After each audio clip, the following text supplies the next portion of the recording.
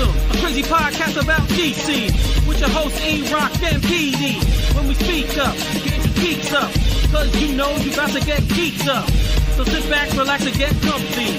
Lose your mind like Solomon Grundy, and listen to a show that won't be forgotten, coming straight out of Gotham. And hello, everybody out in fandom. Welcome to another episode of Straight Outta Gotham, episode 64. We are a fandom pop culture podcast and a proud member of the Batman Podcast Network, hosted by Batman on Film.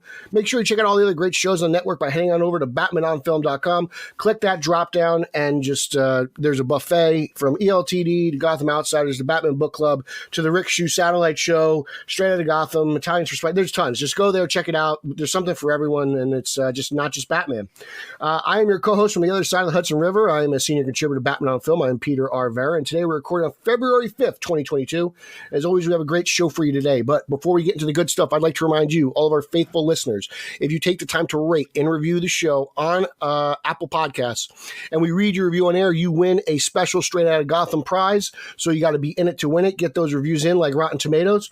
And let me introduce you to my partner in crime, the man who on this date won Grandpa Tony's 1994 Garlic Knots Eating Championship with a whopping 85 knots in under 12 minutes, a fellow Batman on Film contributor, ladies and gentlemen, the champion of Long Island, Eric Holzman. Hello there, Pete. Hello. How are you? I'm stuffed. My question is, how long does it take for you to get that garlic scent out of your breath, after you eat 85 knots? After like the 20th knot, you don't even taste the garlic anymore. Your tongue goes numb. Yeah, it's just kind of in there. So it makes it's a lot easier to get past the rest of those. But yeah, it's kind of like the hot dog eating thing. You need to drink a little water to help it go down, because garlic nuts, if they're made well, you shouldn't need to grease them up, because if they're oily and good, then it's easy to eat. But sometimes after a while, like I said, you're eating garlic, so your mouth starts to get a little dry. so you need to help it out a little bit with a little bit of water and stuff. And yes, there's also some vomiting that goes on after those contests. So gross. Because it's once you get to that point, you just ask any competitive eater. I'm not Joey Chestnut or Kobayashi. I mean, I'm not that level, though. I don't know how they could do that with hot dogs, because hot dogs just have a total different kind of reaction to people, I think. Well, today I'm going to do my own little eating thing today. I've got my liver in the fridge. I'm going to try to do a little Liver King action today with some raw livers. I'll give it a shot and see if I can get pumped.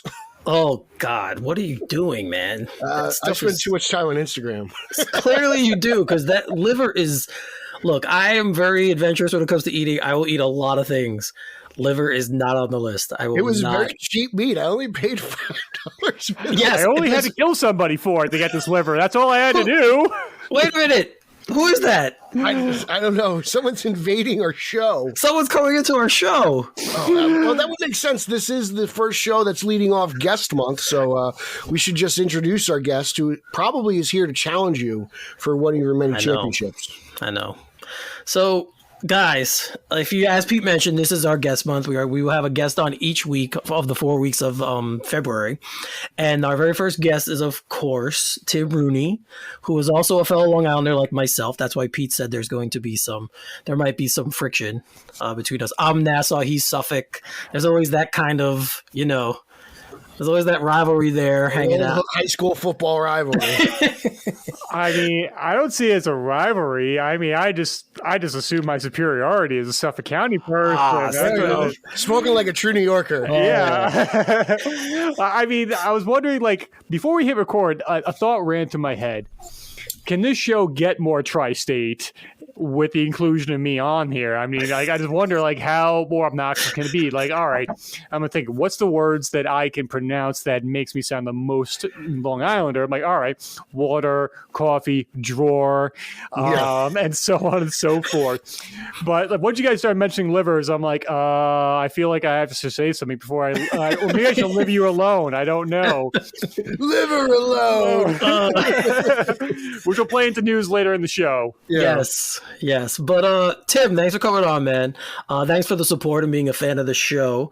I don't know if a lot people who follow you probably know this, but you're a filmmaker yourself, and I know you've working on a project now that you've talked about, been pretty public about, that I'm still waiting for my script for, by the way. But go ahead and let people know what's going on with you and your filmmaking. And yeah, I handed the script to the guy who claimed to be the Pony Express, and he's going to be delivering it to you. I just don't know where it happened.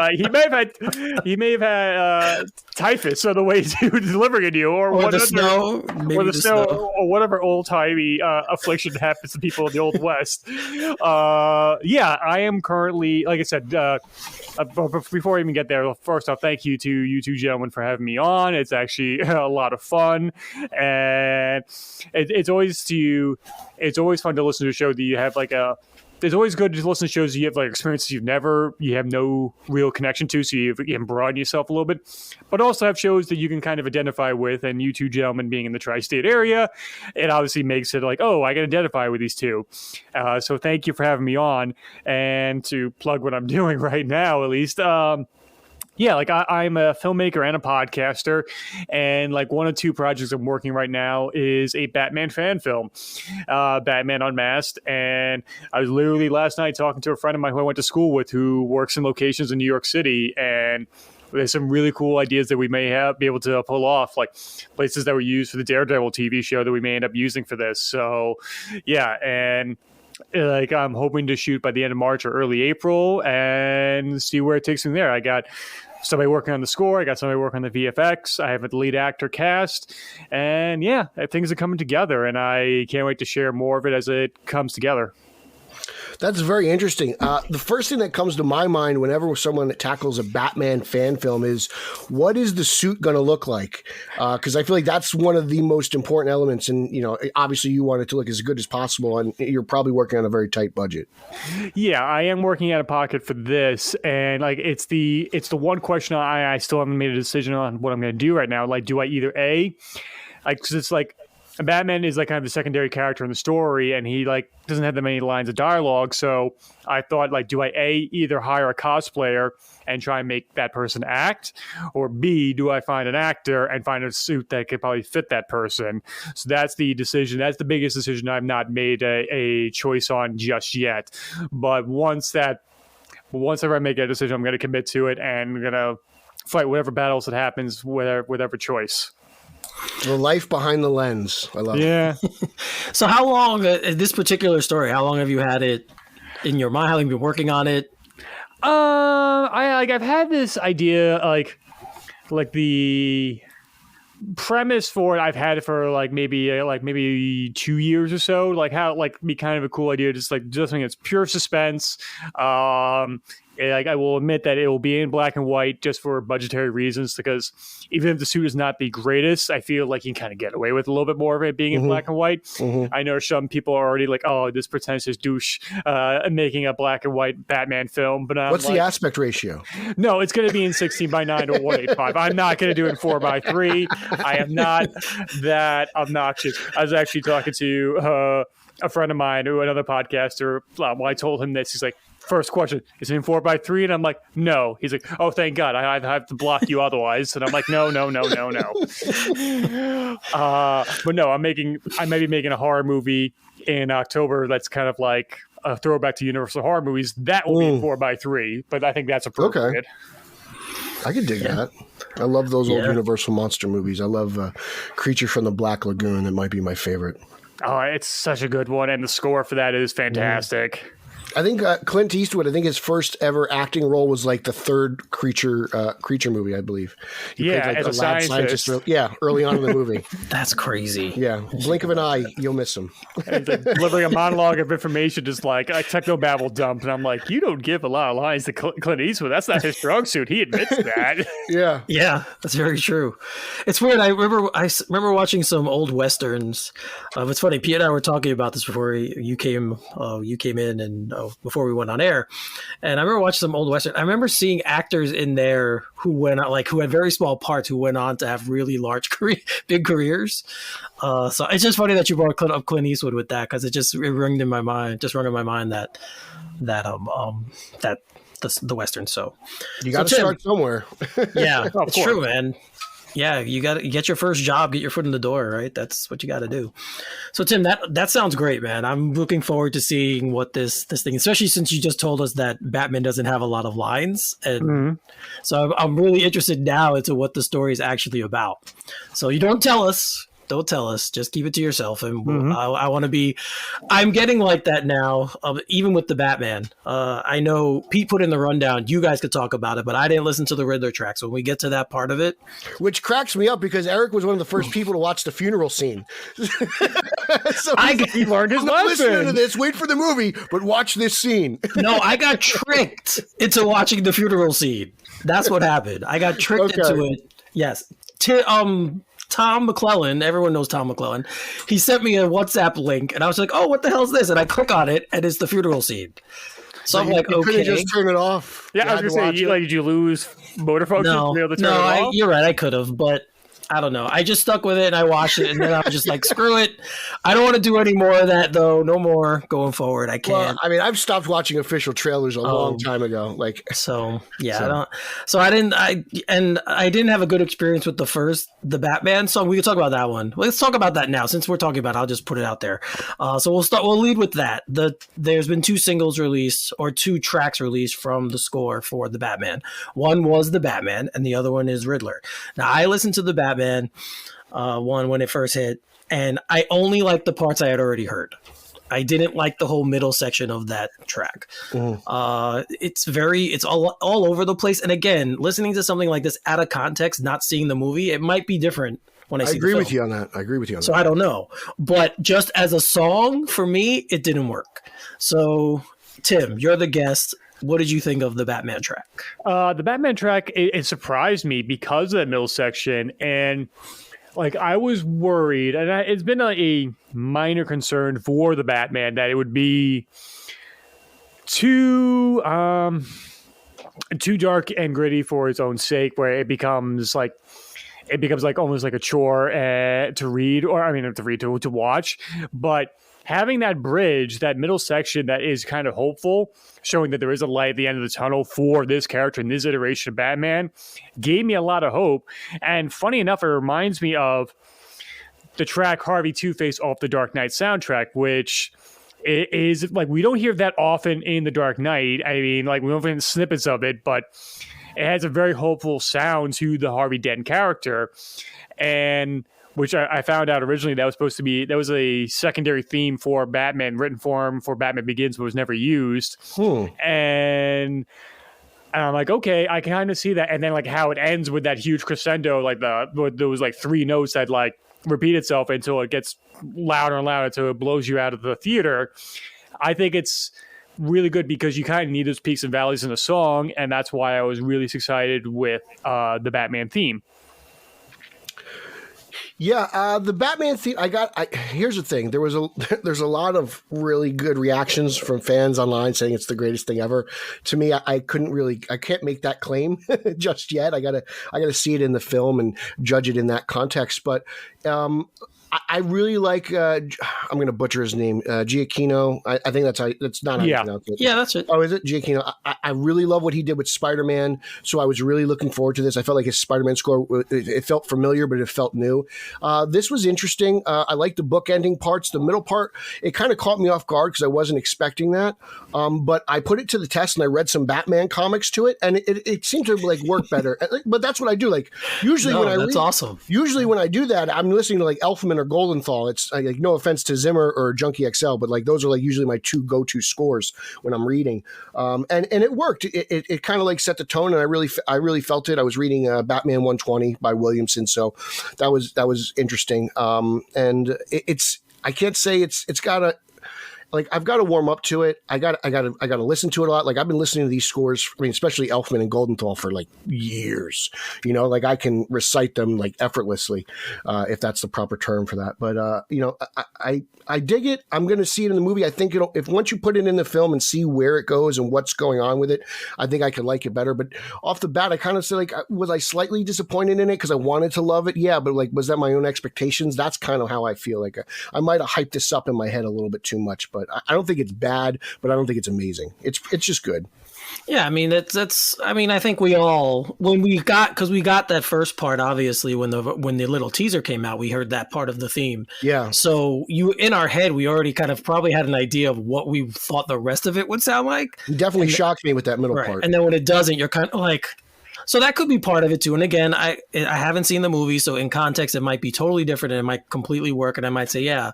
And then after seeing the movie, I'll be able to listen to it knowing what it's going to. So that's very possible that'll happen going forward. So as I said, I did not listen to the Riddler track, but I know you guys did. So I have heard reactions to it. A lot of people, just like the Batman track, have very mixed feelings. I think this one had a little bit more negative reaction than the Batman one, from what I've heard from people.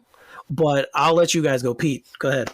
I like this so much more than the Batman theme, actually. Like this just... It feels very villainy to me. Like it feels creepy. I almost feel like it could be in like a horror movie. It starts off very slow and then it just kind of like really just gets you at the end. It just goes up and up and up. And like I kept thinking of like, for some reason, the opening scene of Scream kept popping in my head. Casey answers the phone and it's kind of creepy and like kind of scary. And then, you know, as she's like running out of the house, it's when it would really like crescendo and get really big. So I really liked it. I can't wait to see where this song happens in the film. You know, and I'm surprised. Usually, like, you know, I love the Batman themes. I love all of them, but this Riddler theme, I really felt really kind of like attached to it, and I'm really psyched for that. So I definitely like the Riddler theme more than the Batman theme, but I don't hate the Batman theme. Tim. Yeah, like maybe it's because I think I was the reverse of it. Not saying I didn't like the Riddler theme, because I don't think it just grabbed me as much as the Batman theme, but I don't think that was his intention. I don't think it was his point was to be a triumphant score for the Riddler theme because he's the antagonist of the story here. But it kind of like it sucks you in with like the kind of quieter mode. Like they're structurally the same. They both bookend with the same kind of like chords and progressions, everything, and it's the middle that it changes it up. Mm-hmm. But that's where it gets really interesting in the middle of it, where it becomes like, oh, this is a villain's theme. And that's why, like, it made me lean in and listen to it. And I can only imagine, because we've only seen glimpses in the trailers that looks like some kind of, I don't know, the levees break in Gotham, and it looks like some kind of flooding happens, at least briefly. I imagine that's by Riddler's design. I can harken a guess that we'll probably hear that music when his plot is going through and having that happen. So I can kind of see, I'm making a guess there. But yeah, I am really curious to see what's going to work like in the movie. And I think that's one thing that I feel like we all should have learned by now since Batman Begins, is that context is king. Oh, yeah. And because I remember when the Tumblr was first revealed, people were like, the hell's that? Yeah. That's the Batmobile? That doesn't look like a Batmobile. Or Heath Ledger's first reveal, like Heath Ledger, that's the Joker. All right, if you say so. And we've all laid our words since then. And I think people have not remembered that, and especially this one, people are just like, "Oh my god, it looks like shit! Look at the cow, or the Batmobile, or what have you." Oh, please! Or like bullets are bouncing off Batman. Which, that's not the Riddler. Yeah, I'm like, yes. Yes. I mean, I will cry foul if we don't have a scene of Robert Pattinson taking off the bat suit and it's just his whole chest is black and blue from stopping all those bullets, and his whole chest is bruised. Like, I will cry foul if that does not happen, because like, he's taking machine gun fire and just walking through it. I'm like, Batman's supposed to be able to evade kind of stuff. Like, he's not like Superman. That's the only like thing I cry foul on, but that is minor compared to everything else I've seen so far. Yes. So as I said, I didn't listen to this Riddler, but I do remember the original Riddler track from the Batman Forever soundtrack, which was performed by Method Man. The Riddler. Yes, and that song. I mean, I think I'm older than both of you guys. That song, when it came out, was divisive among his hip hop fans, and this is at a point where Method Man was huge, right? This was right after Wu-Tang Clan hit the scene. Why they called him a sellout? They didn't call him a sellout. The song itself is just very weird, even though it's really just a slowed down track from the Batman 66 theme. That's really all it is. That the RZA kind of did that to. But yeah, so that track I always liked from the beginning. So maybe this one, when I hear it, I'll eventually like it. But it's funny you bring that up. I just found out that Method Man song had an EP. So there's a remix, there's an instrumental, and I think there's 2 remixes. So it's interesting. I love the beat, so I bought it for the instrumental. But it is that Batman Forever soundtrack. There was a lot of good music on there, not just the Riddler, but there are some great Seal, U2, just and Batman and Robin as well. The best thing to come out of that movie was the soundtrack. Yeah, I kind of miss that. A lot of films don't have those kind of soundtracks anymore. I mean, obviously Guardians does, like Suicide Squad did. The Suicide Squad movie, yeah. But I kind of miss the soundtrack with the popular artists, I guess, doing a soundtrack for a film. We don't really get a lot of that anymore. So I miss the old '80s Kenny Loggins soundtracks. Top Gun, Caddyshack, Over the Top, Footloose. Yeah, Footloose, Over the Top, yeah. Kenny Loggins was kind of the soundtrack guy in the 80s. Oh, he was amazing. Thinking about it. So, all right, so let's stick with the Batman since we started with the Batman. I was going to end with it, but we'll stick with it. The show has a mind of its own. So, as we know, the Batman is just really the beginning to what we're going to get from this version of the character. We know that it's going to be an expanded Batverse. We knew about the GCPD show they're doing on HBO Max. We heard about a Catwoman show they're doing on one. And of course, one that I know will be near and dear to Pete's heart is the Penguin show that we'll be getting. So just really quickly, Tim, your excitement level for what's coming after the Batman, because since it seems that this movie is going to be huge, everything we've heard so far from early viewings has been nothing but positive feedback. Right. I mean, I think that's just the state of IP-driven entertainment, that you don't just have one entity you have to have kind of ancillary things of it. There is a book out there called "You're Gonna Need a Bigger Story: The 21st Century Survival Guide," not just telling stories, but super stories, and how you're able to build 2 to 3 stories off a single idea in different mediums. And I feel like it's just smart for it. I mean, if there's enough fertile ground for it and able to make a satisfying story, I say why not? Because there are times we've all seen, like, oh, we have crumbs of an idea, we're going to try and stretch that out to make it an entire program, and be kind of like, well, did you have enough material for that? Sounds very CW, and I love the CW. I'm surprised, people I'm surprised Star Labs didn't get its own spin-off sitcom from the CW. And so I'm looking forward to it. I kind of want to see what the Penguin show will be like in the GCPD. I'm curious to see what it'll be like, and I just hope it'll come to fruition based on the success of the Batman. Yeah, it's interesting to me because when I shared this, I used, in the era of the shared universe, Matt Reeves is doing things differently, and he states this article's on Batman on Film, that he wanted to do his own basically universe, and I find that fascinating because it's just Batman, it's in a time where everyone wants DC to be so different, but then they want all the cameos and they want all the interconnectivity that is basically the MCU. I feel like fanboys kind of get confused, or they're very conflicted, like they don't know what they want, right? But this is a shared universe that I think we haven't really seen the likes of, where it's self-contained in itself, and it can tell its own story, and it's not really dependent on what else is coming from other characters, and I appreciate that. It's basically just like Gotham, and that's what I'm really into. I want to explore that world as a Batman fan first and foremost, And if this GCPD show and this Penguin show somehow have a crossover, those are like the crossovers that I'm really into. Cops versus gangsters, like that could be really special. It makes a lot of sense, and especially with what HBO and HBO Max are capable of with their shows. And you look at something like Peacemaker, which is connected to everything, but it seems so isolated by itself right now. And then you combine the history of HBO series such as Oz or like The Sopranos and stuff, and they can really get down and dirty with these like cop and criminal shows. It's fascinating to me, and I appreciate the difference, and I like that it's different because, like at one point, like it's, you mentioned how something has to be successful in order to have, to branch out. Well, like it's like when people are complaining about not having a Deathstroke limited series. Well, what happened before wasn't successful, so now we got something that's really hyped. It seems that people are really buying into this, and we haven't even seen the movie yet. And if that's the case, then I think Warner Brothers is making the right decision. Kind of putting their eggs in this basket here.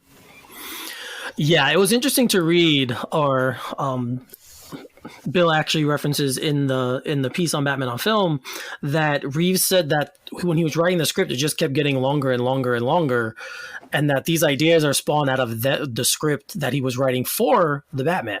So it was just interesting to read that, because in my head I'm like, well, how much material did he actually write? Like what? I mean, obviously, Tim, you probably know better than all of us. When you write a script, you have to pare it down to fit a certain parameter, right? To fit into your film. So it just makes me wonder what he cut out, and then what we're going to see in these HBO Max dramas going forward. But Pete's right. HBO does things so great, and I'm glad that we're getting more from this universe, and I'm assuming we'll get a trilogy from the movies, and then I'm assuming everything in this Batverse is going to intertwine and connect somehow. Yeah. So, sorry, I didn't mean to interrupt. No, go ahead. It reminds me of Sean Murphy's White Knight series, where it's its own contained universe. Yes, he can have other characters in there, but no, this is strictly within the confines of his story. And I'm kind of fascinated to see what it's like. It's got the same color palette between the two of them. Now that I think about it, like if you think of like a lot of oranges and reds in Curse of the White Knight or White Knight in general, it's a great comparison. And the two other things I think of, I can imagine in a cartoon rendition of somebody looking at Matt Reeves' office and the door is warping outward, and somebody opens it and just pages upon pages come flying out in cartoon fashion. And the other one is him in a boardroom, and he pulls up an easel, and he's got like something underneath the cover, and he pulls it halfway. It's Tony Soprano sitting in therapy, like, oh yeah, you guys like that? You guys remember that? And he reveals the other half. It's the Penguin sitting in his chair in that photo shoot, and we're like, huh, we can do something with this. And that's how he pitched the show to HBO, which I can kind of see. Yeah, it's going to be really interesting to see what we get coming from this, because, and again, as we say all the time, the more content, the better. Like, just keep giving me more of this stuff, especially from him. As long as it's good. As long as it's good. Exactly. So, as we know, in the Batman, we're getting a couple of villains, but the main villain and the main antagonist seems to be the Riddler. And the inspiration that Reeves used for the inspiration, he brings up the Zodiac Killer. There's an article in Collider where he talks about it. And obviously this is, as Pete mentioned, it's a very different Riddler than what we're used to seeing. So he talks about the Zodiac Killer. He read the book Mindhunter, which is very much more of a serial killer type of deal, which I think is the kind of the vibe we've gotten so far anyway. So first of all, have either of you read Mindhunter? I have not, no. I've read the book Zodiac by Robert Graysmith, which the movie Zodiac is based on, but I've not read Mindhunter. Okay. But you have, obviously you said you read Zodiac, and if you've seen the movie as well, the Jake Gyllenhaal movie, you kind of have an idea, I guess, of where he's going with this. So when you look at the Riddler character, Pete brought this up before, Tim, and what we're getting in this one and how different, and now Reeves is one of his inspirations. How do you feel about it? What's your interest level? I'm curious to see where it's going to go. I wonder if, a lot of people say like, why is true crime so popular? True crime's always been popular. It's just the mainstream audience is finally picked up on it. People have been interested in true crime since Lizzie Borden's days. So, and the fact that like, the mainstream's like, let's obsess over true crime, and I think it's a valid way to take this character. I think Riddler, like many other, a few of Batman's rogues are malleable enough to work like that, and I'm curious to see where it's going to go. I mean, I know one of the easy complaints you could probably label at this movie at the moment is like, oh, Matt Reeves is doing David Fincher does Batman. And that could be, and like when we see the movie, it may actually be true. It may actually be like 100%. No, you're absolutely correct in there. We don't know. But I like David Fincher, and I like him taking on true crime, so I don't see it as a problem. I'm with you. When people want more comic accurate Batmans, I get that, but I'm curious. My interest is piqued to see what it's going to be like, especially a serial killer version of the Riddler. Yeah, I'm with you. You hit it. Like the whole serial killer, political terrorist angle really fascinates me. Just, based off of like what's been going on in our own country, you can kind of say like there's these crazy wackos out there already. So it almost feels very relatable. That, and like to me, like everyone brings up the Zodiac killer and stuff like that, but to me, like I see a lot of like Saw in this, not in like the crazy like schemes and everything, but the mind manipulate, trying to outsmart you, outthink you, and that's the Riddler, right? Like the Riddler thinks he's smarter than Batman. He says it in the, you're not as smart as you think you are. Like, he's kind of testing him, he's teasing him, he's toying with him. And to me, like, I think this Riddler might be more spot on than we actually give him credit for. I know he looks totally different. He's got this, Vietnam military mask, and he's wearing like these glasses, and he's got the same jacket I have when I go shovel snow. So like he looks very different, but he's toying with Batman. He's got green on. To me, that's the Riddler, and I appreciate the differences, and I'm excited for something fresh and new. And like we mentioned in the show earlier, remember when Heath Ledger was revealed? Everyone's like, "Oh, he didn't fall in a vat of acid. He's just wearing makeup." And it's like, I don't hear anyone complaining about Heath Ledger anymore, like we said. So it's just, let's take it in the context of that film. If you want something a little bit more comic accurate, I don't know, go watch Gotham. I don't know what to tell you. Batman Forever exists. Batman 66 exists. And 80 years of comics. Yeah, like the Riddler. He has Animation, been adapted over the years. Funny. I mean, I think recently Lee Bermejo drew a Riddler cover where he's wearing camouflage, but it's a suit, and like I don't hear anyone complaining about that. Like he's wearing a dress suit made out of camo. So I appreciate the differences in people trying to take risks, because that's what makes these characters live as long as they've lived. If they didn't change the characters, if it was the same thing over and over again, he wouldn't be around for 80 years. So, like this is the stuff that's got to be done in order for him to survive another 80 years. So bring it on. Let me see what you got. And if it stinks, I'll tell you. Yeah, I think one of the problems in live action anyway is that if you keep doing the same type of portrayal, you're just mimicking the person that came before you. And I don't think you want to do that. Obviously, this is a very far stretch from the Jim Carrey version of the Riddler that we got in Batman Forever. And it's also different than what we saw in Gotham, or some of us saw in Gotham. I know not everyone was a huge fan of that show, as we know Pete was not. But the Riddler, the villains on that show, as I've said many times, are one of the better things about it. So, yeah, so we're getting a very drastic different take. And as you said before, just like with the music, in context of the film, it seems like from what we've gotten so far, it's going to work perfectly. So, so I'm really looking forward. Obviously, we all are. All three of us are big fans of Batman, and I'm pretty sure we're all big fans of Matt Reeves as well. So I'm very, very much looking forward to. And we know now we can buy tickets in 5 days. We're recording this on February 5th. February 10th, tickets go on sale. Now, Tim, where are you going to see the Batman? Now, like, I'm not the person who kind of freaks out whenever tickets go on sale. Like, when I saw Spider-Man No Way Home, I walked to the box office, got a ticket, and watched there. Opening night. I'm like, yeah. And I even tweet about, like, why is everybody freaking out? And I was like 4 rows away from the screen, but, like, I can lean back. I can see it fine. But yeah, like I will be one of those punters and participating in the trying to getting 2 tickets because I want to see it in Dolby Atmos specifically because the AMC near me, I think I like it better than the IMAX screen. I mean, sound wise, it's even better.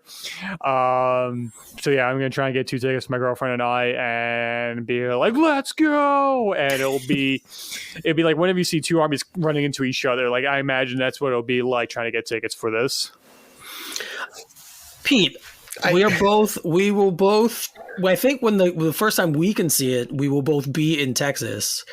I think the 4th is probably the first day they're going to have preview showings for it, which is the Thursday before the film, the day before the film comes out, which is the 5th. I don't know. I know you're planning on going to a Mavs game, a Stars game. You're planning on doing a lot of things in Dallas. Will you see it before the watch party? It comes out the 4th, so I think the pre-tickets are the 3rd. Okay. Here's the thing. I know people, Haas and Lauer, can't wait to see the movie with their friends. They've got to see it immediately. They can't drink some beers and watch some ball. But I'm going to see it for the first time at the watch party. I'm going to be on vacation, so I'm going to be off Twitter. I'm not going to be spoiled at all. I'll be busy eating brisket and drinking beers. I'll be having a good time, so I'm not really worried about that stuff. I'm just excited to see it for the first time with my buddies. Like I kind of want. It seems like everyone else is going to see it early. I know Bill's got a press screening, I believe, and Ryan are going to see it before anybody else too. So I kind of want to have that like fresh out of the theater reaction. I don't want to go into it. I want to be the one guy who's probably just like pure like this is it. Oh wow, this is how everyone feels coming out of it for the first time. That's kind of what I want because I imagine we'll do some sort of quick YouTube review thing, but I'm going to see it for the first time at the watch party, which I think is the 5th. So I'm excited. I don't have to worry about tickets. I know the old gunslinger's handling that. He's going to buy an entire row, so that's up to him. To be honest, like I don't care where we see it, how we see it, what size screen. I just want to see the movie. I'm so anticipating this. I'm so jittery. I can't wait. I don't know if it's the caffeine or the Batman, but I'm pumped. Why not both?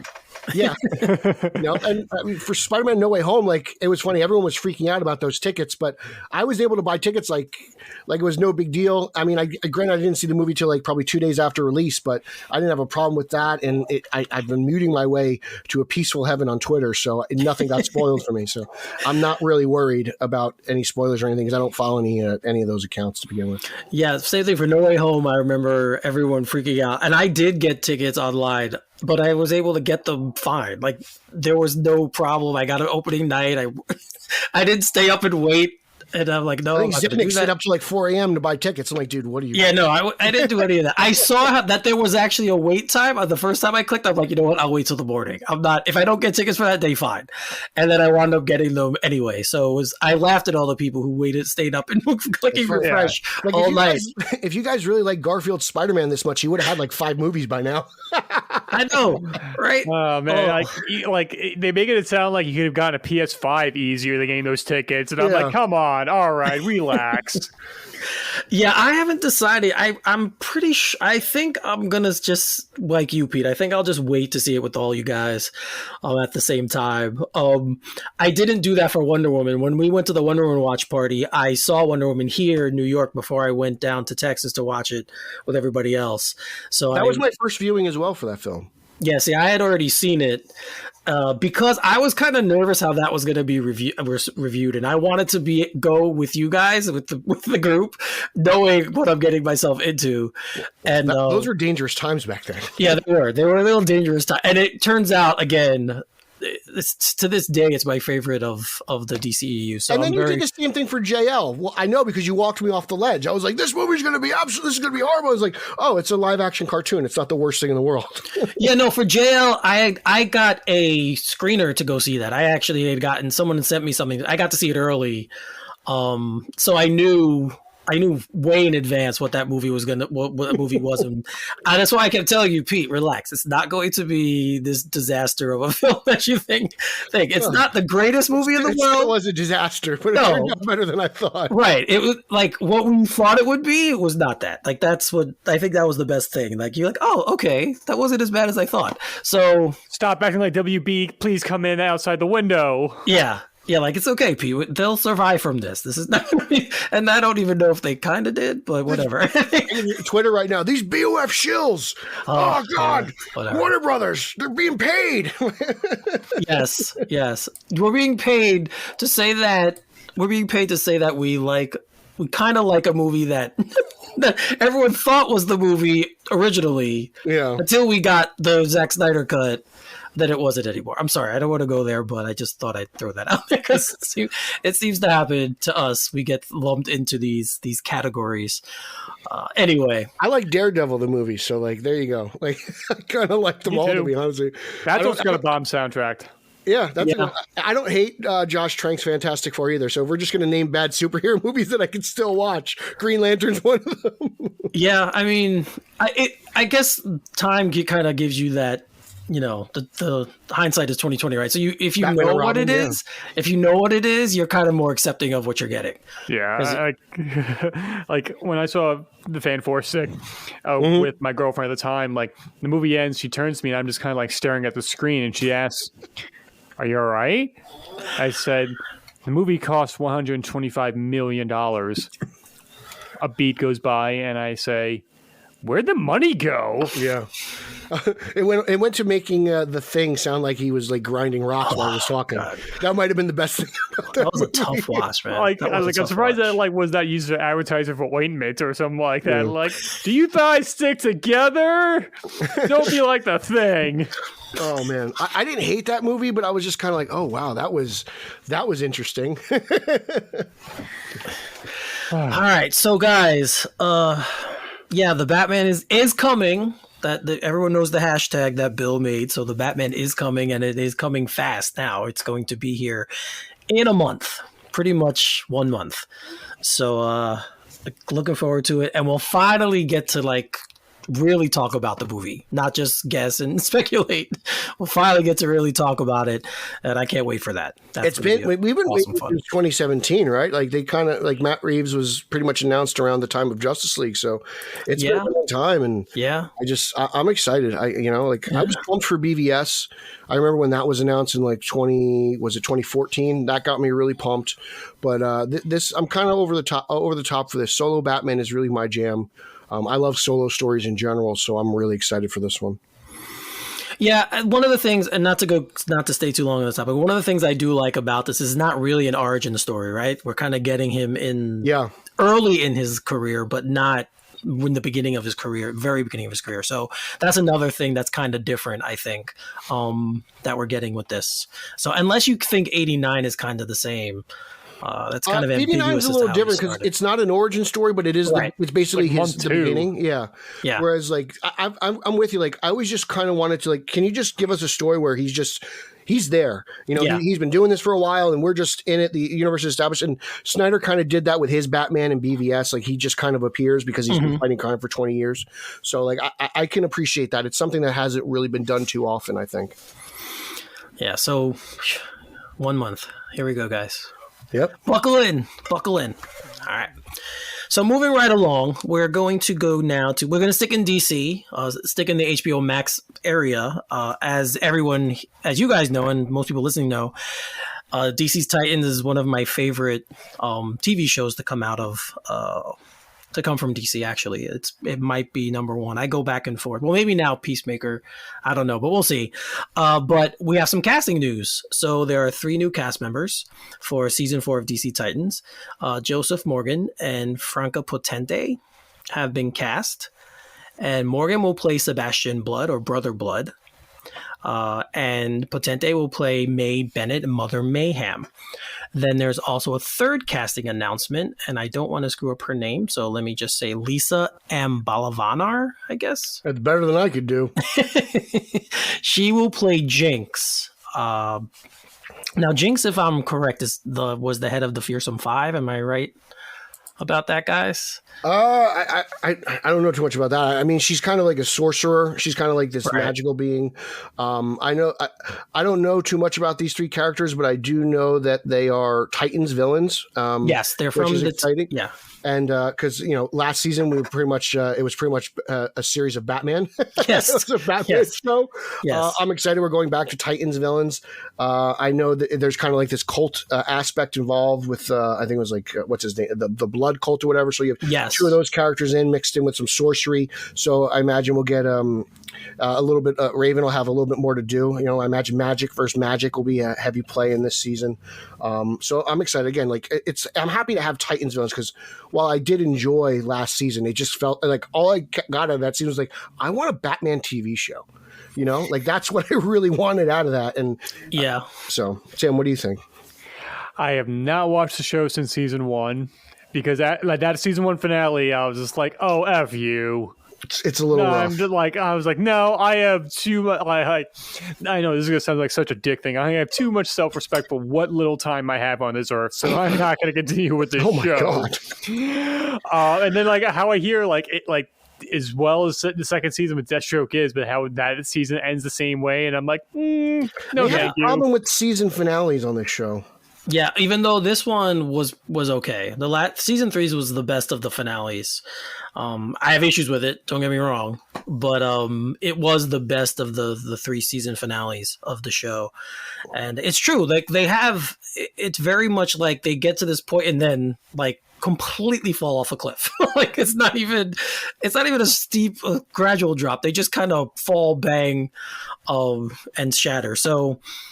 Yeah, but I do love the show. I do like I've always liked the edginess of the show. I think maybe sorry, but saying fuck is kind of like used too much in the show, and it just kind of gets thrown in there. You're kind of like, they didn't need to say that there, but okay, whatever. I get what they're doing with the script and the dialogue. Eric, so I'm doing a little bit of Googling, and it mentions that Brother Blood. There we go. That was a tongue twister. Appeared on Arrow. I was wondering, do you remember this character? Arrow is one of the few shows I haven't watched. I'm curious. I vaguely remember him on the show, and I do know Mother Mayhem, who the other one is. She like births the Blood Brothers. Okay. In some form or fashion. I don't know much about the characters myself, but I do know the little I do know. I kind of remember him. It wasn't a huge arc on Arrow, but that's one. Again, that's probably the other DC show that I really, really enjoy, or I enjoyed when it was on. But like you said, these are Titans villains, so we're going back to again Deathstroke, kind of like when Deathstroke is a Titans villain. We're kind of getting back to that realm, and that's probably going to be more of a contained story. You're right on the Fearsome Five, by the way, that she's the leader.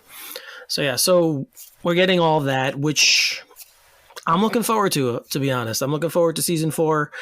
Obviously most people did like season 3, especially with the Red Hood angle and everything that they did with Jason Todd and how that was all tied up neatly. I'm sorry that the people who loved the show, who everyone thought we were getting a Red Hood spinoff, that everyone thought at Fandom that was going to be the announcement. Oh, we're getting a Red Hood show. Yeah, it didn't happen. What didn't they think was going to be announced at Fandom? I know. So, sorry guys, and Tim, I'm sorry you don't watch the show because it's better than you probably think. I'll just leave it there. I just feel like if you have limited time, I get it.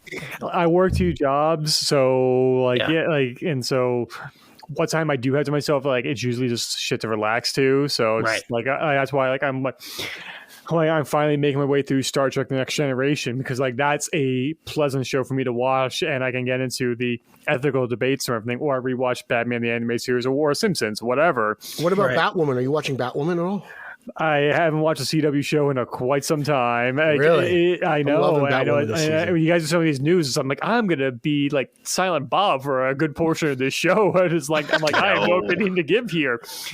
No witty repartee, but no, like it feels like Titans. They couldn't sell a Robin TV show, So they said, hey, why don't we make a Teen Titans show? We had a Titans cartoon like as an animated show like 20 years ago. We can probably do something like that. Mm-hmm. And it was kind of like a backdoor way to get to a Robin show. And judging by how season 3, I've heard from various sources, it seems like, oh, this is what they wanted to do but couldn't. And they're hampered by their own conceits. But if they're really going to embrace being the Teen Titans, and I imagine if Raven's going to have a magical battle every now and then, that means Gar's going to be out of commission because they can't afford to do 2 heavy CGI characters in an episode. So like Gar's going to it's going to be like the A-Team. The chandelier is going to drop on him. A box is going to fall on him. He's going to be incapacitated for most of the episode. Well, they did that on Supergirl. Like at some point, there was more David Harwood in the Martian Manhunter suit than Martian Manhunter. You know, clearly the budget got in the way with certain characters. But I do remember reading that the Titans show has been in development with Goldsman for a while. Like they tried to do it on TNT, I believe, years and years ago, and it never got off the ground. And then once DC Universe, the app launched, they were able to kind of do their own thing. And then once HBO Max got involved, they kind of stole it away. So. Yeah. I do think the HBO Max angle has worked out for a lot of these shows. I know they put some money into Superman and Lois, and that's turned out great. Titans, I think, has been a lot better since it made the jump to HBO Max. I believe they have a hand in Stargirl as well. So, you know, those are key things. Like we mentioned the Batman shows early on. I think having HBO Max involved is a great thing for these shows. Yeah, definitely the budget is bigger when you're under the HBO umbrella. I have to imagine. Than it was before they did, you know, when they were on the DC Universe, just on DC Universe. Yeah, and well, even the CW, you know. Right, even with the CW shows, you could tell, like, the production value of Superman and Lois is so much better than Supergirl, say, like you mentioned. I think that you can clearly see that more funds are being used on these shows to make them better. And I think it's smart for DC to do that and Warner Brothers to do that because you're competing now with the Disney Plus shows, even though you're not technically competing, but you are. Like you're competing. Oh, they are. There you go. And I'm looking forward. So speaking of the CW that Pete brought up, that we maybe know might not be around too much longer, but we know that one character has just renewed his contract, so at least we'll be getting a season 9. Grant Gustin has negotiated a deal for a 1-year deal to return for season 9 of The Flash. Now, season 9 has yet to be announced, but we're assuming since he's getting paid that they will be doing another season of The Flash. Tim, did you watch The Flash when it started? Yeah, I watched up until season 4, I think. Sounds about right for most people. Yeah. And it's not like, it's like, what was it? Season 4 was The Thinker, right? That was the big bad of this I believe so. Season? Yeah. And I love The Thinker. I mean, like, even when him in the comics, when it was the Wally West run that Jeff Johns was writing at the time, like, I really enjoyed that. And I enjoyed that season. But like just so many other things, it's just like you have to prioritize. And as much as I love those shows, and I think like the first like 3 seasons of Arrow are like top notch, 2 being the best of the bunch and everything. Yeah, it's just like one of those things. Like, all right, I unfortunately don't have time for this. I mean, even the Marvel Netflix shows, like I've yet to finish The Punisher and I'm with you. And Jessica Jones. Jessica Jones was my favorite out of that bunch for a while. So it's just one of those things that kind of fell by the wayside. I feel bad for it, but to those who like the show and wanted to keep it going, more power to you. Grant Gustin is. You can't argue. He's one of the embodiments of Barry Allen, and if he wants to do more and CW wants to do more, I'd say hell yeah, keep going. Yeah. It's interesting to me because in the article, where did we get this article from, Eric? What trade do we? Deadline. So from Deadline, they made it seem like the CW was trying to get a multi-year deal, and Grant was like, "No, we can do a 1-year deal, but I also want to do like 15 episodes." So it seems like it's going to be a shorter season. They kind of hinted at this is going to be the grand finale for the Flash. We've long heard rumors that the Flash movie will mean the end of the Flash TV show. Then you hear the CW's in financial trouble; they're trying to sell it off. So there's a lot of moving parts in here. It seems like, they're announcing things to kind of gain interest for whoever wants to buy the CW in the future. And Grant Gustin seems to be a part of that, at least for 1 more year. I'm excited. I thought Armageddon was a good like little mini series. They started off with season 8. I thought it really captured a lot of the magic from early seasons. I'm with Tim early on. I think the Flash obviously was better. I think season 2 of the Flash is some of the best comic book television you could possibly watch. So I'm excited for that. I'm happy that, they can kind of give this character a farewell if that's what it is. I've enjoyed majority of the seasons out of the 7.5 that I've seen. So I am excited, and we'll see where this goes. But, it's been a long run. I mean, if this deal does get done, he will have the longest running show on that network, and that's pretty impressive.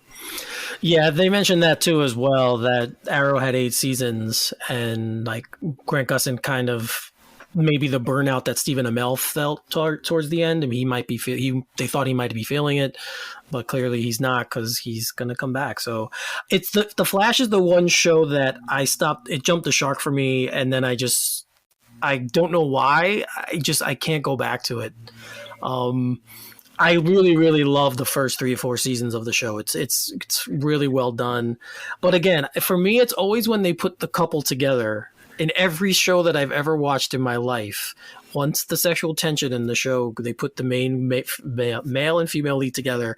Moonlighting, famously, if you've ever watched the show Moonlighting, famously, that's the one everyone remembers. Once they put Dave and Maddie together, that was it. Like, that was the end of the show, the chemistry that just, it kind of... I agree with that. So I think that's what happened with The Flash too. Once Barry and Iris got together, even though I knew they were going to eventually get together because they do, it kind of made the show weird for me. And the CW likes to give everyone powers. Like, everyone's got to be a part of the super team. So it has its flaws. I mean, James Bond and Moneypenny still have never gotten together. Not in the movies anyway. Well done. Good pull. And I can understand where you're coming from there, but like think of it this way: like I even made the joke on Twitter. The show may have run its course, but if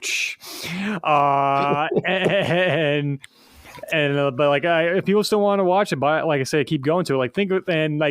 The season finale of The Flash is my favorite episode of television, because just the catharsis that Barry has. He's able to go back in time and say goodbye to his mom. Right. That's just a very personal thing to me.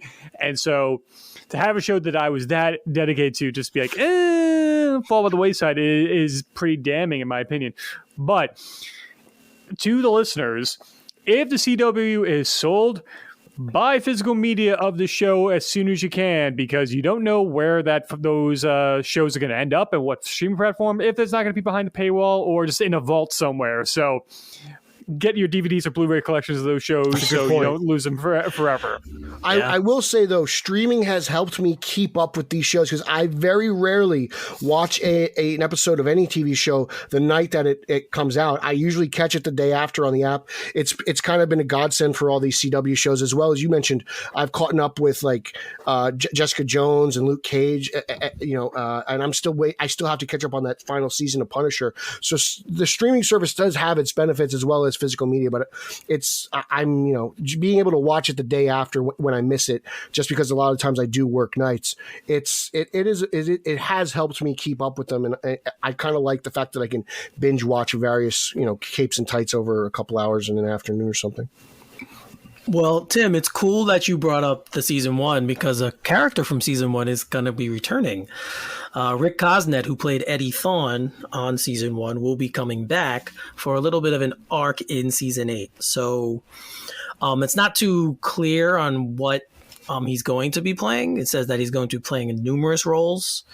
So we'll see how this moves going forward. But maybe that'll bring you back to watch. When characters come back, you can watch the show.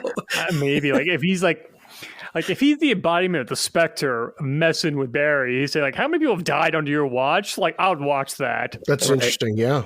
Because I liked him in the first season. Yeah, it was good. And so I'm curious to see what he's gonna bring to the table here and what they're gonna do with him. But I imagine his paycheck is not as big as Grant Gustin's return and everything. No, I don't think so. I think he fits within the budget very nicely. Yeah, they said Gustin gets $200,000 an episode.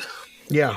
That's big. I'm excited to have Eddie come back. Really, it was kind of one of the more interesting things in season 1. Like, he's descendant of Thawne. Is he Thawne? Is he Thawne for the time? Like, right. It was cool. He's dating Iris at the time. Like, yep. It was cool. And then he kind of died a hero. The article said he's going to come back in an untraditional fashion, which makes me wonder what that's going to be. I wonder if Barry's hopping timelines again, so we're going to see different versions of Eddie. I'm not really sure, but it'd be nice to. I'm looking forward to it. I can't wait to see what they do and what these writers come up with. Yeah, I might. If 9 is the final season, I might watch the final season just because I did like the show so much when it began. So this news is great too, though. Again, I like Tim and you both said I did like the character in season 1, and he did die in heroic fashion. So, however they're bringing him back, the Spectre angle would be amazing. That would be great. So it'd be cool to see something like that happen. But I kind of want him to come back like Nightmare on Elm Street 4. Demon Dog just walks on screen. He pisses fire onto his grave, and that's how rejuvenates him. Oh, wow. That would be untraditional. Definitely would be untraditional. That's how the season opens. And they just go into the flashlight opening, like people just looking around like, did that happen? Okay.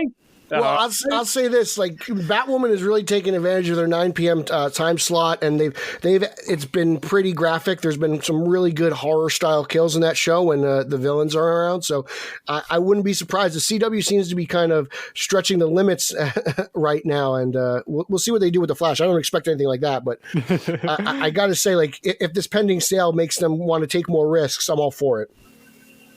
Hey, me too. Again, like I said, I love the show in the beginning, so if they can do something that's going to get me to come back, and then like probably for the final seasons, unless Pete might try and bribe me again with another show like he did with Gotham.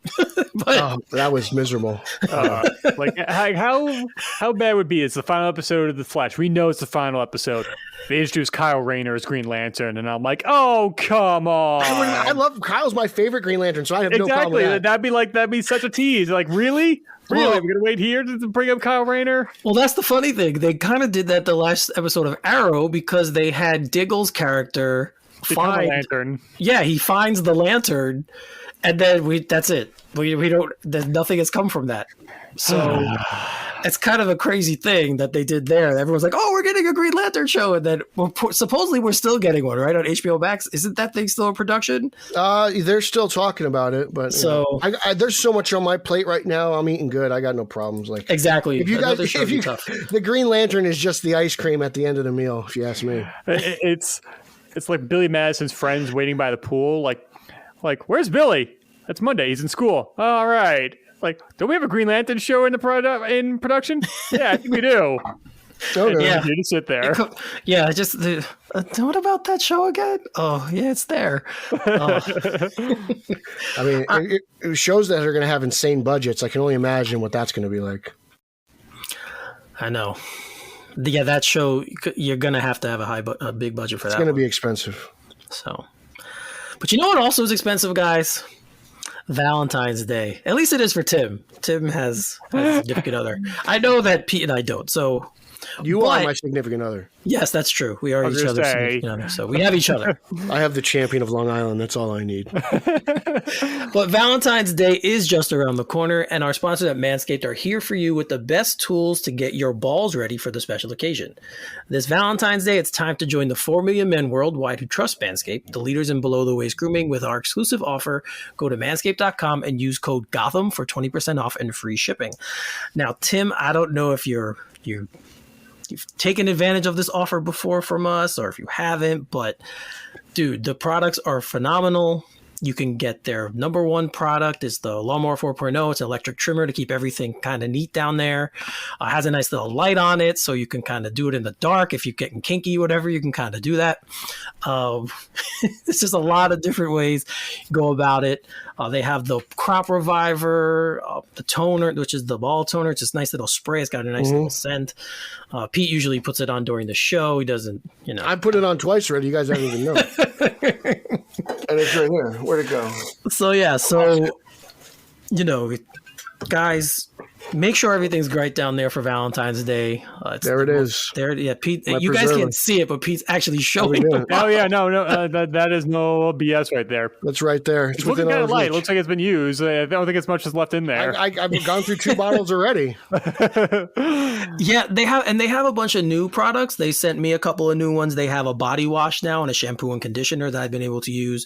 It has the same scent as the other stuff, so it's got that really nice. It's definitely a manly scent. Yeah. So you guys definitely want to, it feels nice. It's not anything fruity or anything you might feel weird wearing as a man. All of this stuff though, again, you can have 20% off. Use our code Gotham if you go to manscaped.com. Tim, for your lady, you might want to do this. Yeah, because I literally saw a meme. It was a picture of a razor that had drew a sad face on, just covered in hair. It says all razors on February 13th. And I'm like, yeah, you know what? I probably should do that. I'm like, if I do it now, I probably have enough time in before Valentine's Day. So I probably should do that.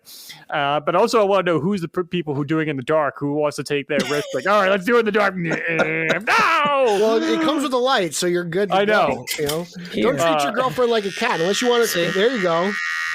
Welcome to the club. Listen to that motor. That sounds like Batman's car. Your girlfriend's not a cat. You don't want her coughing up hairballs for crying out loud. Let's be serious, guys. Let's trim it down a little bit. Yeah, man. So, and of course, and Pete and I are here to help you. We understand these problems. I can do this on my own. Thank you very much. Too. She could use it as well. You don't want her looking like Demi Moore from 1982. You know what I'm saying? And Google that because it's crazy. Oh yeah, no, yeah. That is an inside joke, kind of. Pete showed us that earlier this week in our little group. So yeah, but guys, seriously, everybody, it's 2022. I know historically that's been an area that guys have neglected, but it's 2022. You kind of got to keep things straight down there. So of course, get 20% off and free shipping with the code Gotham at manscaped.com. That's 20% off with free shipping at manscaped.com and use code Gotham.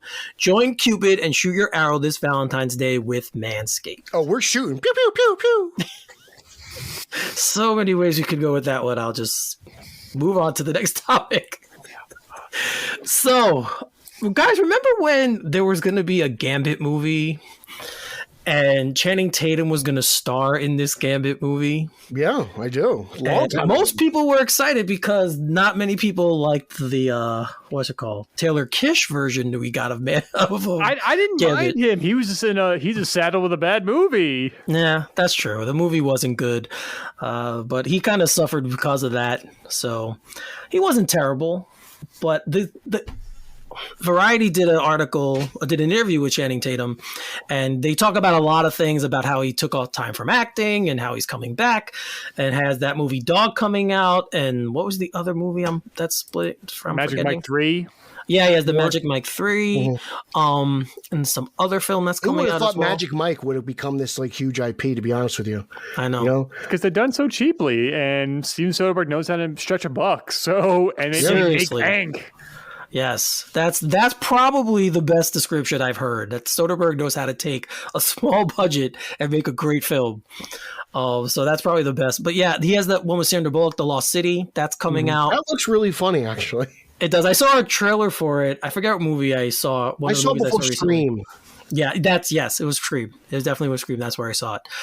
With a little Batman connection here. If you guys didn't know, he's dating Zoe Kravitz. So there you go.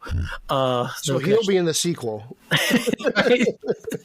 But he talks about the failed Gambit script, and it sounded like this was going to be kind of a comedy. At least that's how I read what he was saying about it. So what did you guys think about, because they said he called flamboyant, it's a little bit more funny, he'd kind of be like a fashion guy where he'd just be walking in these nice outfits and these suits. What did you think when you heard a little bit more description on what the movie was going to be? Tim, what did you think? I guess you could say it wasn't in the cards. Oh, jeez. No, I may have been sitting on that for a little while, but I'll be honest. No, it sounds like it would have been a fun time, and it's just unfortunate. whenever Gambit was on in the 90s cartoon, Yes. he was always my favorite part of the episode because he was having the most fun in whatever situation they were in. Oh, yeah. What was it, when he's down with the Louisiana accent and just like how Cajun he was, it just made it sound like so much fun. And like part of me wonders, like, would it have gone as far as like 21 and 22 Jump Street like levels of comedy or whatnot? But the fact that it didn't turn out is unfortunate. I kind of feel bad for him. But he did say, like, I can't watch another Marvel movie right now because there's lost chances. And I don't know if he just, because he used the word Marvel in an interview, that he knows it would get traction like so many other people do these days. Mm-hmm. It seems like he's really good at holding a grudge. To be honest, like, I'm reading this article and I was like, oh my God, I forgot about Channing Tatum. Like, I did. And you realize, like, oh, he was a big star. He was. There was a point in time where he was just making, as the article states, blockbuster after blockbuster. And you're like, wow, this guy did just kind of disappear for a little bit. I am bummed out. Like, I'm with Tim here. Like, every time Gambit was on that show, I would, he'd say something and I'd repeat it, like try to say it in that accent. And I guess he was just so like suave and like charismatic. Like, how many cartoon characters are that charismatic? Like just the way he acts and the way he would throw his cards and everything. So it's a bummer that it's never gonna be made. And I feel kind of bad because this is we don't know what Disney and Marvel are planning with the X-Men, and it always seemed like this movie got delayed and delayed and delayed, and there was no virus involved in this. It was just delayed all the time, and it's kind of a bummer. But I wonder what we'll see of the X-Men coming in the future. I don't know. We don't even have any teases of it. So again, like, who knows what's in store for that whole group of characters? But this Gambit movie sounded like it would have been entertaining. Yeah, it seems like the aesthetic they were going for, or clearly the aesthetic they were going for, is not something Marvel wanted to go and do. I don't know if there were plans at the time to bring him into the MCU. Was this going to be a separate film? I think it was still when Fox was in charge, right? So So I don't know what the deal is. And like you said, with the character going forward, who knows what they're going to do? We haven't seen him only for that one film. So it would be a very smart character to begin with, maybe. And I forgot he was in that movie. So when you guys bring it up, I'm like, oh yeah, Gambit was there. Yes. Remy LeBeau. Yes, he was in there. Yeah. The Deadpool 1.0 was the reason why it shadowed everything in that. That's why I was like, oh yeah, Gambit was in there. Yeah. It was like a repressed memory that you somehow remembered at that point. Like, oh yeah, he was there. And that's another one. Like, what's in store for Deadpool 3? Like, does Disney even want to attempt it? Like, we've heard rumors, like they've said that they're working. Like, I don't know. Like, it doesn't seem like their cup of tea. And just from reading the article, Channing Tatum seems like a really cool guy. So I hope whatever happens, if we do get a Gambit movie, and maybe he will come back and be like, hey, how long did we hear about Deadpool being made after X-Men Origins, and then how long did we hear that Ryan Reynolds want to do it? And we heard for so long until he took the action himself and released that illicit video. Allegedly. He did a great job. Let's be honest. Give credit where credit's due. So man, if Tatum really wants to play this character, maybe we'll see him again. We'll see. Who knows? With the way legacy castings have been going lately, I can't see this being a bad idea, to be honest with you. I can't either. And he's a star, Yes. People go to see Channing Tatum movies. Most of the time he's got his shirt off. He's got the Momoa effect. Yeah. He was Momoa before Momoa. I was about to say he's got the shirtless Momoa thing going for him. Yeah. I imagine like when he goes over the house, and because I forget what's Zoe Kravitz and Jason Momoa, that's her stepfather. Well, right. He was her stepfather, Was her stepfather. Like, I imagine if Tatum would go over there, like, they automatically just take their shirts off. Like, that's like, oh, that's how they introduce each other. Yeah, like the Liver King.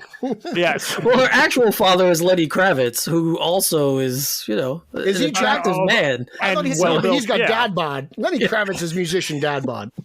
I'm just saying though, that's another intimidating guy to have to go meet if you're the dating his daughter. That's two guys there. These guys in Hollywood, they got it rough, let me tell you. Well, You know who doesn't have it rough, at least recently, is Sony, obviously, with the success of Spider-Man. And as we've been teased for years now, we've been getting various different talks about them doing more villain movies. So we know we've gotten Venom. We have Morbius coming up. And apparently we're getting Madam Web as well. Dakota Johnson, who famously was in 50 Shades of Grey, and I don't remember her other films. I know she's done a lot of smaller roles in smaller films.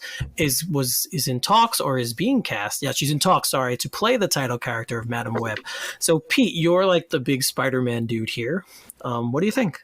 When I first heard this news, I was really excited because, like, my favorite Madam Web, I'm holding up a pop. You guys can't see it, but it's old woman Web. She's in her chair. She's a psychic. She can't walk. She's and she's like the spider god, the spider fortune teller, whatnot. And then the first thing I thought of when I saw this, and I kept thinking about it. I'm like, oh, this is great, Madam Web. And I'm like, and then I was talking to Nico about it, and I was like, isn't this actress a little young to be Madam Web?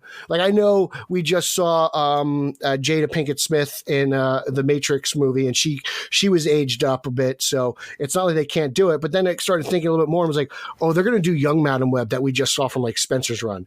So this is going to be a different interpretation. We'll see what happens. I judge these Sony Spider-Man movies as they come. I didn't like Venom 1, but it grew on me, and I end up liking it now. Venom 2 is kind of a mixed bag. We'll see what Morbius has in store for us.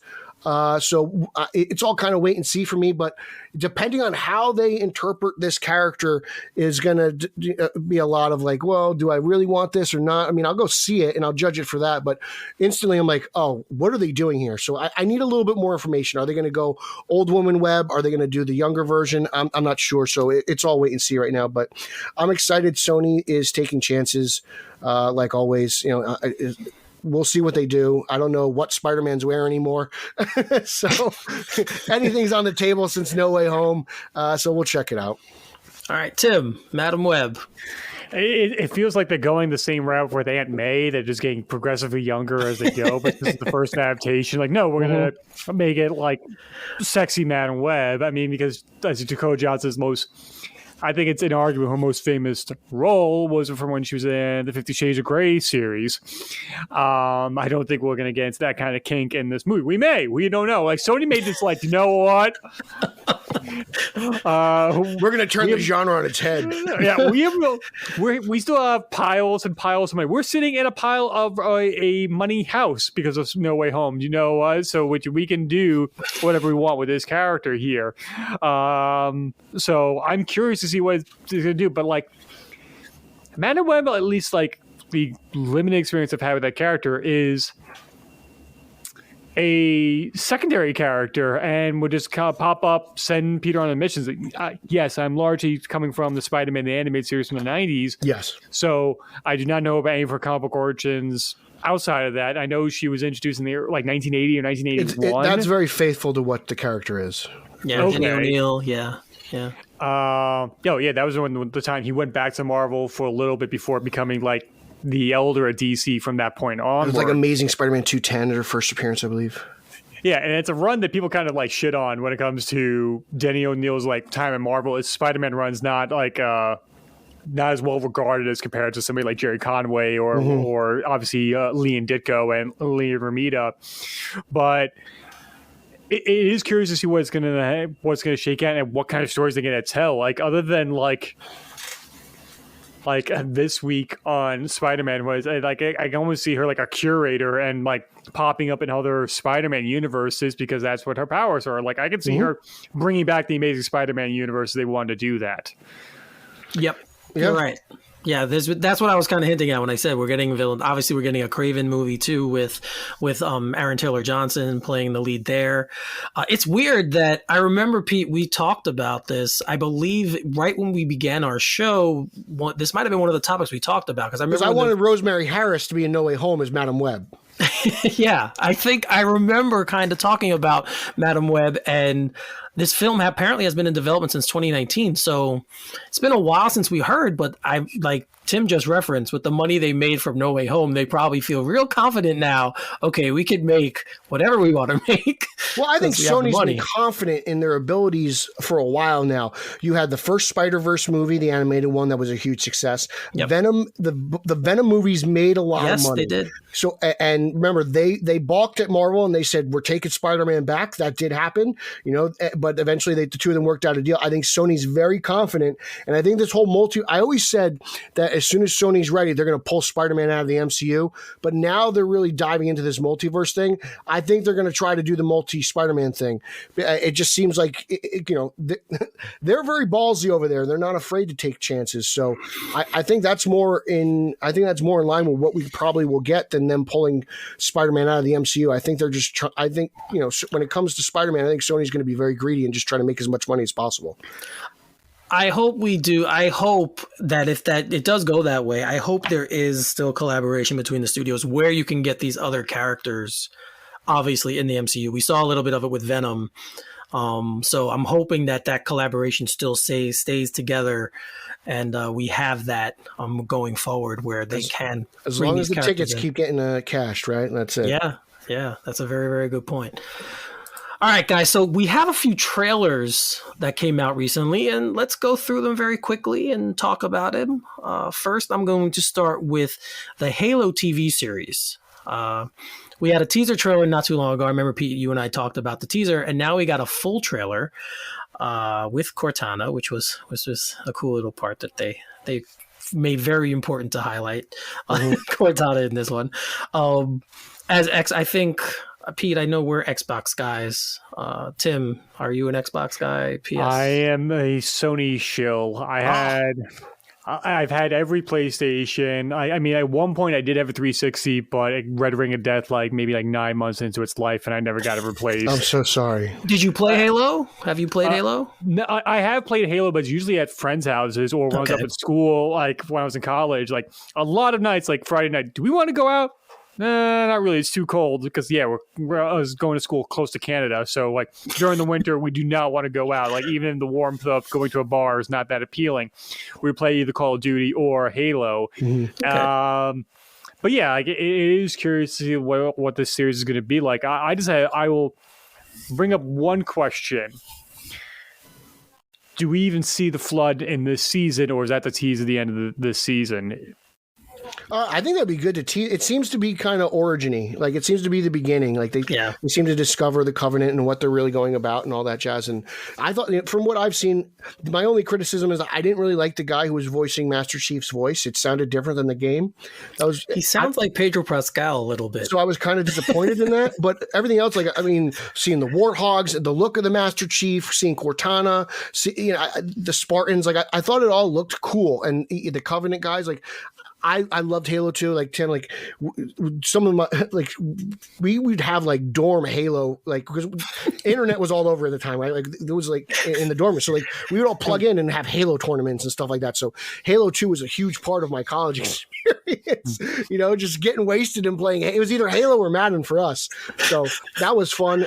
So I have a lot of nostalgic memories. Halo 2 is one of my favorite games all time. I still play it, this is something that was, again, always in developmental hell. Was this ever really going to happen? At one point, it was a movie with Vin Diesel, right? It was a movie, I'm just excited. This may be one of those things where I might actually get Paramount Plus for this. I don't know how much it costs. I don't know if I'm ready to add another bill to my monthly list. But Halo is something that I hold near and dear to my heart, and it'll definitely be a decision I have to make. But I'm looking forward to it. I'm excited, and it looks good. The animation looks good. The CGI looks good. And that's what I mean by animation. It's not a cartoon, But the special effects look fantastic. I'm excited. Watching the Master Chief rip that machine gun off of what looks like, I don't know, the back of a Warthog. I was like, oh my God, that's right out of the game. This is great. Those little subtle details. So I'm excited. I just hope I know a lot of people who watched that Boba Fett TV show. They're upset that you get to see his face so much. I hope I never see the Master Chief's face. So that I kind of, maybe then I'll understand what you guys are complaining about. That's a whole other show, the Book of Boba Fett. That is a whole other show. I will be, by the way, doing a show on that. Not too with long Dick from Shoes now. and Aaron, right? Yes, with Rick and Aaron from the Fanboy Garage with Rick Shoe. So I'll be doing a show probably next week sometime after the finale of the Book of Boba Fett. Rick gets his every show plug in our show. Yes. And as Rick, so we give Rick time to catch up on other Star Wars things he hasn't watched, like the Clone Wars, like Rebels, like a ton of the animated stuff that he should be doing is rewatching Solo, because that's a good movie. Yes, we should be watching that. Just drop a stack of Timothy Zahn books, like the now legends. Yes, the Thrawn series. Yeah, the Thrawn trilogy especially. Yes. As for me and Halo, I've always been an Xbox guy. I've never been a big fan of shooters, but I have played Halo a few times. And from what I remember from the first couple of seasons, this does seem very faithful to it. Like Pete said, there's a lot of little Easter eggs that they pull right from the game. The production value, though, is what surprised me the most. It looks very well made. It looks film quality to me, at least from the trailer. Now maybe they put all the best stuff in the trailer to kind of get people to say that, which happens. So but I am looking forward to it. I will watch it. I've always thought that something an IP like Halo would be better as a series. So I'm glad that they did shift it from a film to a series. Go ahead, Tim. Because it's coming from a video game and there's animation already built in, do audience members and especially fans have a lower bar of not expectation, but lower clearance because you've already seen it animated, so the CGI can be a little hit or miss and you'll be fine with it. Because it's better than the game already. Yeah, right. That's interesting. I didn't think about that, but I am with Eric. Like, it looks pretty movie quality to me. I was really kind of stunned, especially how the members of the Covenant look. I was like, oh my God, that looks fantastic. It's better than I could have imagined. So I'm very excited for this. I think that's something interesting, Tim. I'm going to play Halo and I'll watch Halo and I'll let you guys know what I think. I think there's something to that though, Tim. I think that's a very good point to bring up. Well, yeah. I mean, it somehow looks better than the Uncharted movie that's coming out. Yes, it does look better than that movie, which doesn't look good at all to me. But again, I never played Uncharted. That's the Tom Holland movie, right? Yes, and Mark Wahlberg. Yes, Tom Holland. Mark. Yeah, we're gonna go find some treasure. Yeah, let's go. Oh God, he could have been our Hal Jordan. He's to me, when I think of all the actors who are famous now, he's the one to look at and be like, how did this happen? He's good in certain films, but overall for me, Mark Wahlberg is just not a good actor. But I feel that way about Nick Cage. Well, a lot of people feel that way about Nick Cage. I'll give Nick Cage credit, though. He didn't use his uncle's last name to get him in through Hollywood. I don't know what happened behind the scenes, but I appreciate the fact that he didn't use Coppola and he changed it to Cage. Yeah. I bet you part of the time Coppola is like, oh, thank God he didn't use my name. I think he had more important things to worry about, like fixing Godfather 3. After his daughter's performance in that movie, I think he wanted to just associate from actors, period. I don't have a problem with Sofia Coppola acting in that movie. It's just her death scene that really... it's between her and Andy Garcia, because spoilers for Godfather 3 for those who have not seen it. Sofia Coppola is murdered by accident when they're trying to kill Al Pacino's Michael Corleone. And Andy Garcia, who is the person who's in love with Sofia Coppola, has just killed the assassin and looks back up the stairs there and finds his love is now dead up there. His reaction, no! Yep. So bad. Well, I just got a ticket. That's the reaction I just got right there. The fact that they were cousins, I still can't get over that. I'm like, I was coming from a very, very traditional Italian family. I was like, how the hell does that work out? What's going on? I don't care that he was estranged for 20 years, but what are you guys doing? So weird. That movie is so all different kinds. He had to save his vineyard, so the movie had to get made.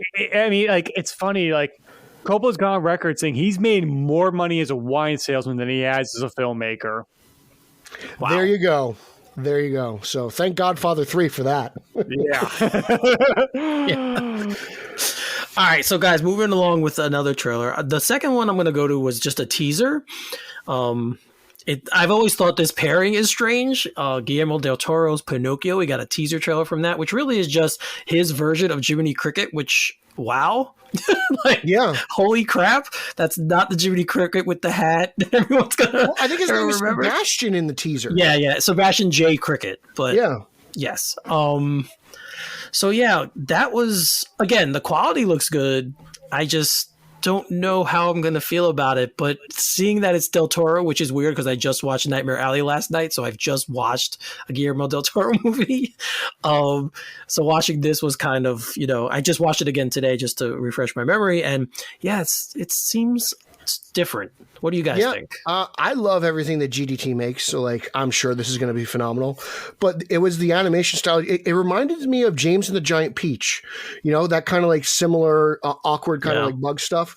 I'm into it. I'm looking forward to it. I'm how GDT interprets Pinocchio is going to be very fascinating to me because he's a brilliant mind and he likes to do things his way. And is this going to be a little bit more serious, a little bit more scary? Because at certain points, even the Pinocchio cartoon gets really dark and really, I was like, this is, you're giving this to kids? Not to sound all Justin Kowalski, but kids can't watch this, but those kids got turned to jackasses. I'll be fascinated to see what he does with those scenes specifically. Yeah. Tim? Because Del Toro is our modern master of adapting fairy tales to the screen. Mm-hmm. So him and Pinocchio, especially he's going back to the original story. And I think it was an interview he did with Mark Maron where they kind of teased this. I don't think it's going to have the happy ending that you expect from the Disney version of the story. I agree. I would agree. And I'm all for it. Ewan McGregor as Jiminy Cricket, or Sebastian Cricket, excuse me. It looks like if Laika made a Pinocchio movie, and I love everything that Laika's done so far, so I'm all for this. Bring on the amber tone of all your movies, Del Toro, and the creepy creatures and what have you. I am extremely excited for this. This and Knives Out 2 are my two favorite things coming from Netflix this year. Mm-hmm. Yeah, I have to say I'm more intrigued than really looking for it, but it's definitely something that I'm going to watch because it wasn't what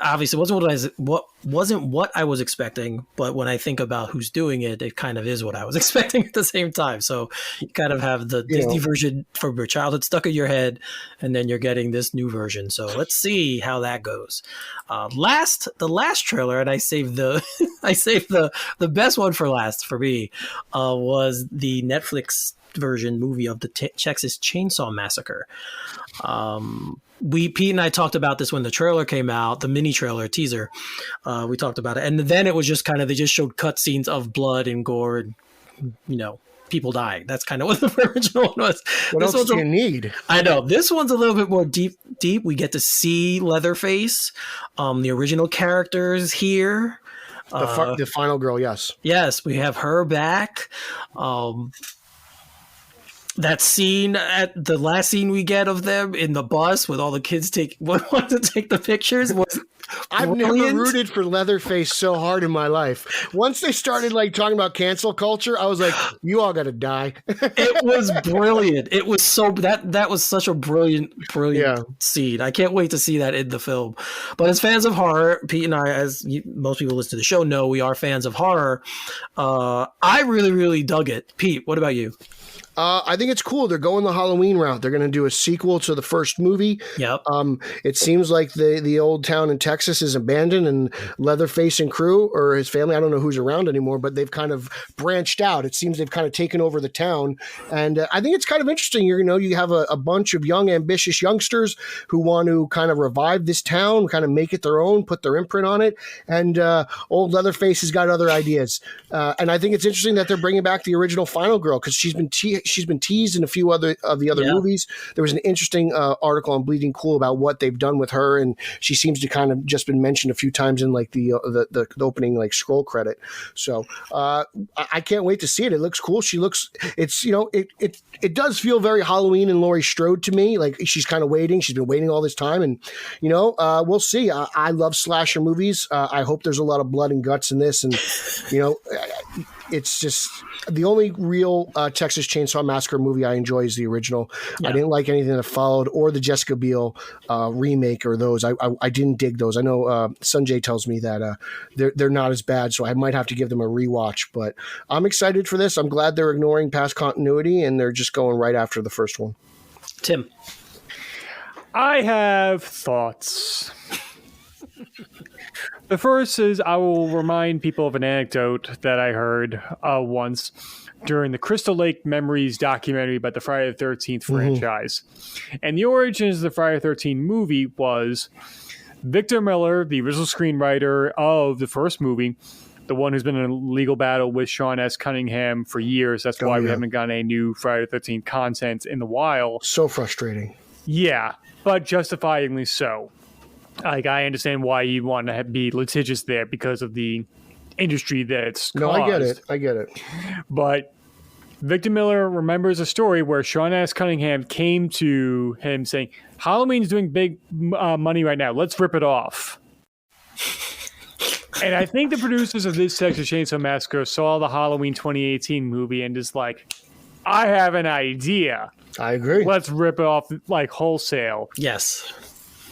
And like it's not even it's pretty blatant and like obviously the original actress Marilyn Burns passed away back in 2014, so it's not the original actress. It's the same character, but it's not the original actress coming back. Like it is pretty hollow as what it seems to me. Like the only thing I'm looking forward to is that bus scene.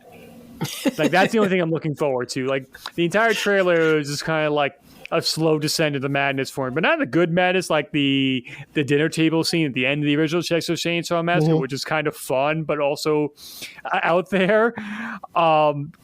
This, I'm just like, oh God, it is. I mean, like the Texas Chainsaw Massacre franchise, I love the first two. I really enjoy Texas too. I mean, I know like it's completely different from the first one, but I will go to my grave thinking of the line, lick my plate, you dog dick, what Chop Zeb says at one point. But the franchise it has more continuity problems than the Hellraiser series, so it's not like it's sacred or whatnot. Like people say like, oh, they're just going back to the original. Like, buddy, I'm sorry. There's a bunch of sequels that you do not know about or care about. Go check out the Matthew McConaughey one. Tell me if that film doesn't deserve to be ignored. I mean, he ignores it. So. Like, so is Renee Zellweger. But yeah, that's true. Yeah, but like, watch that movie just for how OTT Matthew McConaughey is in that movie. Like, I love like there is a channel called Dead Meat who does a kill count and everything, and they did a bunch of clips. He had a bunch of out there moments with Matthew McConaughey. Like at one point, McConaughey jumps from a roof and lands on a car, and it's obviously stuntman being dubbed by McConaughey, but it's like duh, duh, and the weird noises McConaughey makes that movie. It makes it an enjoyable watch. You're way more favorable than I am. Yeah, but also like I could watch Batman and Robin and have a good time with it because I know exactly what the movie is, and I can laugh with it. I'll do MSC 3K with it. Like I said, there's no bad Batman movies in my eyes. It depends on what kind of mood you have to be in and what mindset you're in. Yes. Yeah. Because I take the stance of Grant Morrison when it comes to Batman. Everything that's happened in Batman's career is canon. It can be canonical. It's all valid, even the 50s silly stuff. And so if people want to be more selective with their Texas Chainsaw Massacre continuity, by all means. Godzilla who did it in the early 2000s, where like all those sequels, like between 2001, like 2010, was just a sequel to the first movie, ignoring the previous entry. So yeah, I'm not mad about that, but otherwise, I'm just like, it just seems pretty blatant as a rip-off of Halloween 2018. But that bus clip of like do anything you'll get canceled, and just like it's kind of like in Predator 2 when Predator's in the subway car killing the gangbangers. Like that's what I'll watch that just for that scene. That closed, confined space where you got nowhere to go. You know, you're not running around a house or like a farm. You're stuck in like a tunnel, and there's only one way to go. It's so brilliant. That scene is so brilliant. What the kills I'm looking for, like it's Clayface. Leatherface seems to have like this insane hammer thing that he's just chopping heads with. That's what I'm looking forward to. I want to see what he does with this hammer. I know. It's crazy. Like I said, in the teaser, that's what they show. They just show like clips of the kills.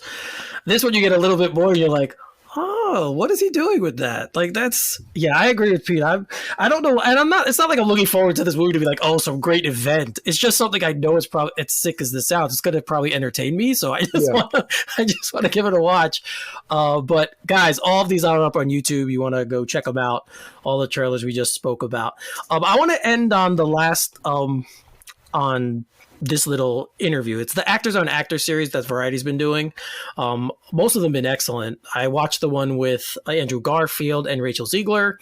As someone who's a fan of theater like I am, I thought it was it's my favorite one they've done so far. But Pete referenced the one that we have between Oscar Isaac and Jared Leto, or Leto. He says Leto in the video, so maybe it is Leto. I don't know. But they have it, and obviously we're talking about it here because Leto plays Morbius and Oscar Isaac plays Moon Knight. So that's where that. And it's funny though, they spend such a little amount of time on both of those titles. Yeah, like right? Isaac basically says like because we didn't make a movie, we were able, and we don't have to worry about box office.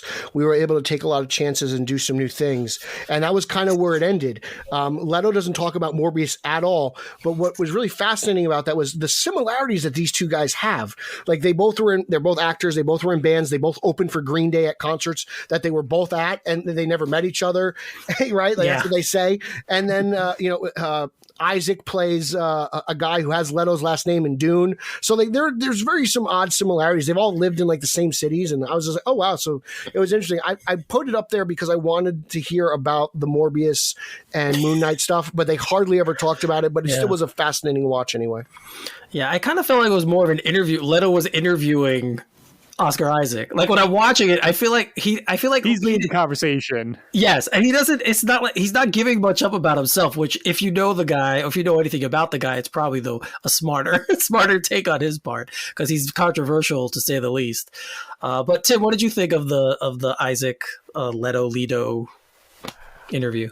I read the transcript because I was trying to be quiet at that point, but yeah, it definitely seemed like it's kind of different from when it's just a interviewer, like somebody that's their job to do, because it's a whole different kind of experience and background they're coming from. They're bringing it to their interview, so they can talk a different language. Like the subtext of what words they're choosing will affect their conversation.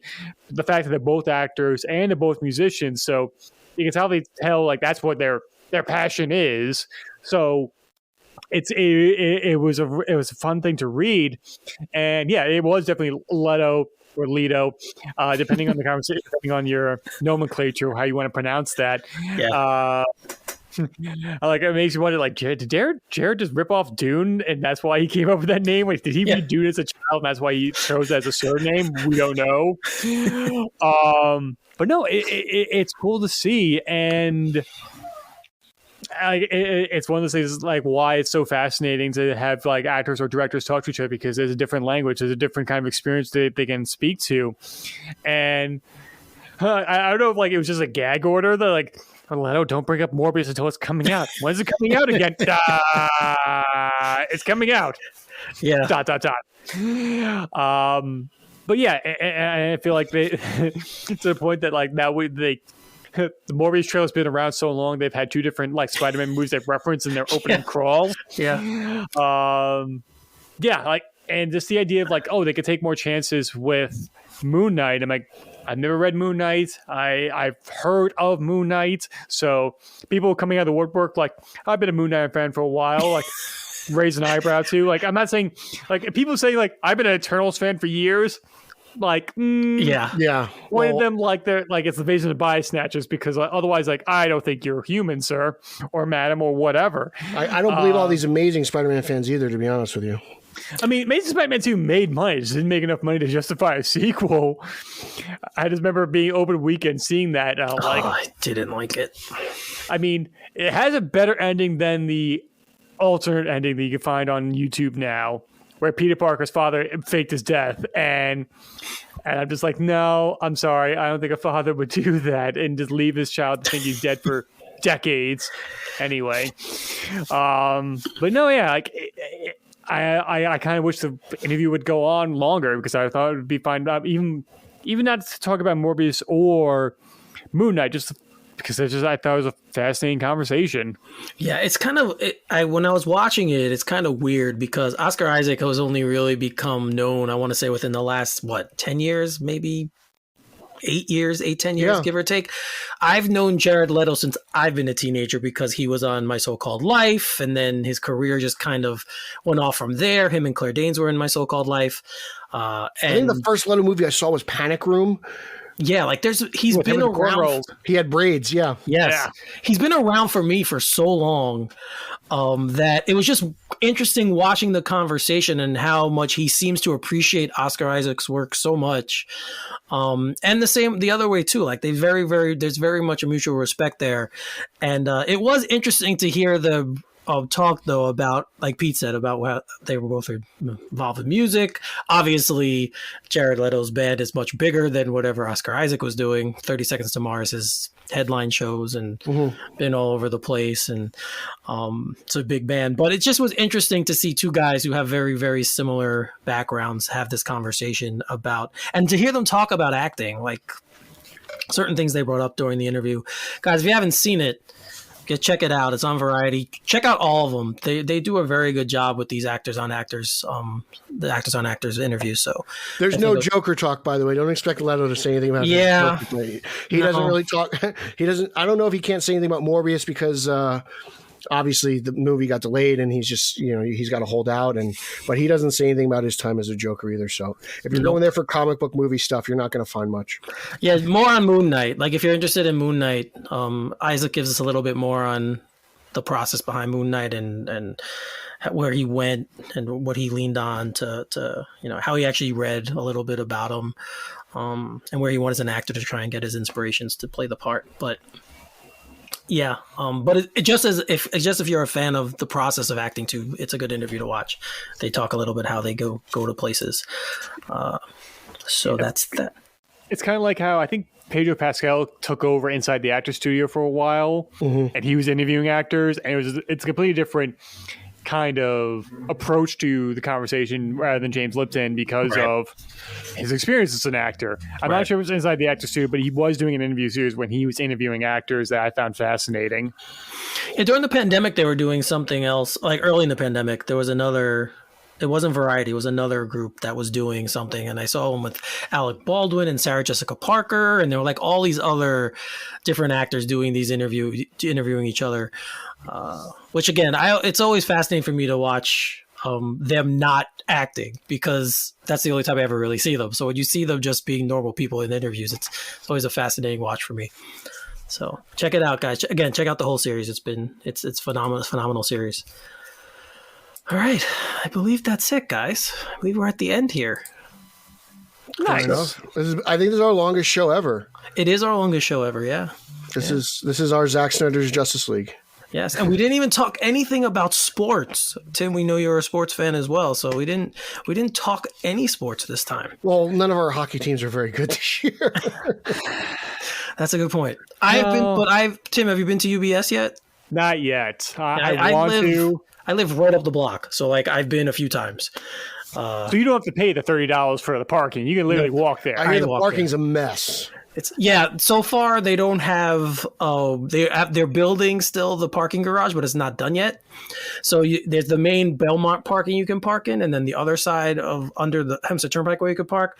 But yeah, it's kind of a I heard it's chaos right now. So if you can, if you know someone who lives nearby like me and you want to park here, well, that's like, I hear people are charging to park in their driveways. Yeah. I mean, it might as well be an entrepreneur that way and be smart.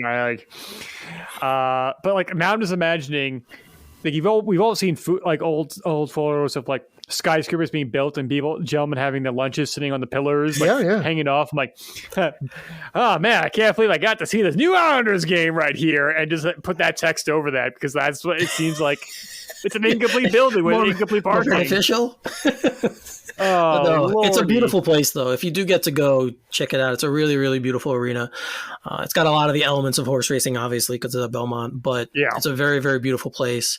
And definitely go if you get a chance. I told Pete to try and work there, but he didn't want to. So it's too far for me. Yeah, it's a little bit of a hike. Commuting from Jersey to the island is torture. Let's be honest. It is. It would have been a rough thing. And as always, we could blame Robert Moses for that SOB. Robert is a real piece of shit. You have to admit it. We went full circle. We went real tri-state right here. Second episode in a row. Second episode we're talking about Robert Moses. Because I want people to realize how big of an asshole this guy was. He might be the biggest scumbag in the history of New York. He didn't want minorities to be able to come out to the beaches. That's why he built it this certain way, so you couldn't have public transportation going out there. Oh my God. He's a real piece of shit. Yeah, he was a bad guy. It's fascinating to read about because you're like, oh my God, I can't believe there's a person who is essentially so powerful within the city, but so evil at the same time. Yeah, he's terrible. Oh, such a terrible guy. That's what Edward Warren's Motherless Brooklyn's all about. Yeah. Break it down. Which was an excellent movie, by the way. Oh Excellent film. Oh. You had a chance, watch it because I love that movie. But Robert Moses, not a good dude. I don't know what else to say about him. He built the roads are pretty cool. I'll give him that. But I like the beach named after him. But that's beside it. That's beside the point. It's just another bad person who got something named after him. Like, oh God. Yeah, I'm sure eventually that'll change. I'm surprised it hasn't changed already. To be honest, I know, but like Verizon Wireless's beach, or something like that. Get a corporate sponsor and let's go there. Like let's go full Jurassic World. We'll just lean into the satire at this point. Yeah. All right. Well, speaking of Jurassic World, this will be the last topic, guys. Did you guys see the spot they did for the Olympics, for the new Jurassic Park movie coming out? I did not know. No. Right. It's pretty interesting. They have a bunch of different Winter Olympic athletes, and then they have the dinosaurs coming out and chasing the skiers at one point and stuff. It's an interesting little spot. And obviously with the Olympics going right now, it just started. You'll get a chance to see them more. But you brought that up and it just popped into my head. So, all right, Pete. No, sorry. Tim, we'll start with you. First, thanks for coming and tell everyone where they can find you, talk to you, yell at you. All that is welcome. I don't know why this sounded like Poltergeist. Like, all is welcome. All is welcome. Go towards the light. If you want to find me in the light, you can find me both on Twitter and Instagram at This is Tim Rooney. Rooney spelled Rooney. My two podcasts that I do on the reg. Please Rewind, the RF4M, a retro show. That's where myself, Guy Milks, and a few other guests talk about movies when it comes to anniversaries. Right before we started this recording, I dropped our most recent episode. We talked about Reservoir Dogs for its 30th year anniversary. Wow. Yeah. Yep. Next episode for the Anything Goes podcast, my more personal show, Guy Milks and I will be talking about Blue Ruin because we're huge fans of that movie and Jeremy Saulnier in general. And my YouTube channel, youtube.com/Through the Lens Productions. Through as if you're going through a door or window. My latest video up there is my Where's Smiling Sarah teaser trailer. That is my upcoming short film other than Batman Unmasked that I'm doing right now. It is a proof of concept for the feature film of the same name. And I hope to be shooting that later this year. And yeah, I'm easy to find and easy to talk to when it comes to geek and pop culture. So don't hesitate to find me on social media. You can also find Tim on the Real Fans for Real Movies Facebook group. He's also very active in there. So that's a great spot with a lot of just huge film buffs. A lot of good discussion going on there. That is correct. I totally forgot about that. I feel like my plugs are going on a little long. Wait till you hear this spiel. Yeah. You can follow me on social media. That's Twitter, Instagram, Zack Snyder's favorite platform, Vero, at Pete Illustrated. You can follow this podcast, the podcast you're listening to now, at straight_O_G on Instagram and Twitter, Straight Outta Gotham. We got a Facebook group as well and a Facebook fan page. Consider joining both. Lots of great discussion and news going on there. Anything that pops up on Twitter pops up on there, so I like to spam you. Check out at Team Yellow Oval on Twitter, where I just celebrate the return of the Yellow Oval in comics, and as we anticipate Michael Keaton's return to the role, as well as the Oval's return to the big screen since 1995. It's going to be exciting to see that in the Flash. Check out my second podcast, the Italian Spider-Man Coalition podcast, at Italians for Spidey. I co-host that with the dynamic duo of Chicago, Nico and Nicholas Caruso. Happy birthday, Daddy Batman. I know it's a big weekend for you. Don't forget to check out Batman on Film proper, as you can read my reviews of Detective Comics and my favorite TV show of all time, Batwoman. Check out Batman on Film YouTube. Check out my interviews with Michael Uslan, Tara Strong, and Kevin Conroy. Tony Todd, if you like horror, I interviewed him. Zoom and Darkseid himself and Candyman. So check that stuff out. And just hit me up on Twitter. It's been fun to discuss. The Batman's coming. I can't wait. Oswald's going to take over the world, and it's going to be a fun time. I always hate following him up because I have so much less to say. But you guys can check me out on Twitter at Finally33, spelled Finale33, also on Instagram as well. As Pete mentioned, you can find my content as well on Batman on Film. I've reviewed Titans. I've also interviewed Jerry O'Connell and Rebecca Romaine and Rachel, I can't think of her name, Scarston. Yes, Rachel Scarston from Batwoman, Pete's favorite show. Megan Tandy as well, who she was also, I interviewed her. She's also on Batwoman, so you guys can go check out those interviews listed there. Look forward to if you are Nick fans, look forward to my upcoming Knicks podcast. I will be doing it with 3 other guys. We will be doing this. The depression podcast. Yes, it's kind of a depressing one. After last season, yes, it's very depressing to be a Nick fan this year. So look out for that. It'll be dropping probably after the All-Star break, beginning of the second half of the season. So in a couple of weeks, we'll be dropping our first episode. I'm really looking forward to that. And yeah, just look out for extra other content that Pete and I have coming. We have guests, obviously new guests every week. So if you want to see who's coming on next week, Pete posted all the names, so you can check out on Twitter and check all those names out. Tim, I want to thank you again for hopping on. Any closing words? If your Knicks podcast doesn't have a audio drop from Longest Yard, like, yay, we suck again, like in the beginning of your Knicks season, I will be severely disappointed. Again, thank you for having me on. And it's weird because we're podcasting in the morning and into early afternoon. And I'm like, why is the sun up while I'm podcasting? It's kind of throwing me off. So I usually do at nighttime during the week. So yeah, my schedule's all thrown off, but I couldn't be happier for it. And again, thank you for this opportunity, and I hope to be able to chat with you guys soon. Thank you, sir.